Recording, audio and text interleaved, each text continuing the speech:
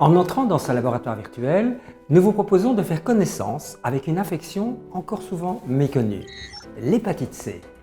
Et pour ceci, d'accompagner dans notre organisme un acteur clé. Il s'agit d'un virus, le virus de l'hépatite C. Alors, il faut savoir que ce virus a précisément dans notre organisme une destination privilégiée. Il s'agit de notre foie. Nous allons donc entrer avec le virus de l'hépatite C dans cet organe. Comme vous le voyez, on pourrait comparer notre foie à cette usine biochimique. En effet, le sang qui y circule y est filtré. Les substances toxiques y sont éliminées. Et d'autre part, des substances très importantes y sont également fabriquées. Vous reconnaissez le cholestérol ou le glucose, le sucre, qui est une source d'énergie vitale pour notre organisme.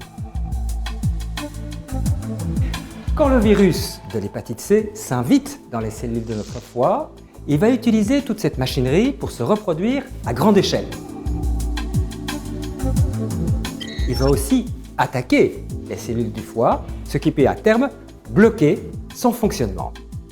Résultat, l'organisme se défend, il déclenche une réaction inflammatoire et quand celle-ci survient, on parle alors d'hépatite C.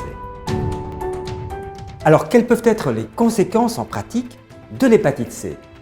Comme vous le voyez, au fil du temps, des cicatrices peuvent apparaître sur notre foie. On parle dans ce cas de fibrose. Au fil des années, des atteintes plus sévères peuvent survenir. On parle dans ce cas de cirrhose. En d'autres termes, notre foie perd progressivement sa capacité de fonctionner. Heureusement, vous pouvez agir efficacement pour prévenir ceci. D'une part, en sachant qu'au plus tôt le diagnostic de l'hépatite C sera posé, au plus les chances de guérison seront élevées. En pratique, comment tout ceci se déroule-t-il dans votre hôpital? L'hépatite C est une maladie fréquente qui touche 1% de la population belge et qui ne donne pas de symptômes. Et donc c'est important de se faire dépister pour avoir un diagnostic. Alors si jamais on vous dépiste avec une hépatite C, ne vous tracassez pas, je vais bien m'occuper de vous et c'est même très facile. Donc on fait d'abord un premier bilan pour être sûr que vous avez bien l'hépatite C, donc ce sera un bilan sanguin qui montrera qu'il y a du virus dans le sang et on pourra déterminer le type de virus que vous avez de façon à orienter le traitement. Et puis alors, une fois qu'on aura fait ce premier bilan, on va évaluer l'importance de la maladie hépatique, c'est-à-dire la fibrose, c'est-à-dire les cicatrices occasionnées par le virus sur le foie, comme on l'a vu dans le petit documentaire précédent, parce que vous avez peut-être le virus C depuis des années. Une fois qu'on en a fait ce bilan, et on fera ça par ce type d'appareil, un fibroscan, qui permet de mesurer la dureté du foie. Si le foie est bien dur, la maladie est plus avancée que si le foie est mou.